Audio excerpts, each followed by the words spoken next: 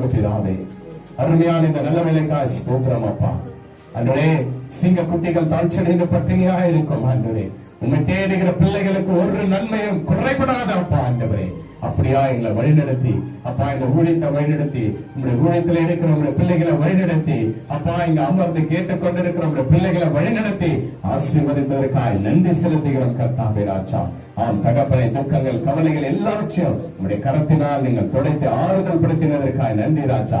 நொறுக்கப்பட்ட தள்ளப்பட்ட வேலையில இயேசு ஒருவர் வந்து எனக்கு துணையாய் நின்று என் வலது கையை பிடித்து பயப்படாது என்று இன்றும் வழிநடத்தின என் தகப்பனாக ரட்சகர் இயேசு கிறிஸ்து, உம்மை நன்றியோடு துதிக்கிறோம் துதிக்கிறோம் துதிக்கிறோம் அப்பா.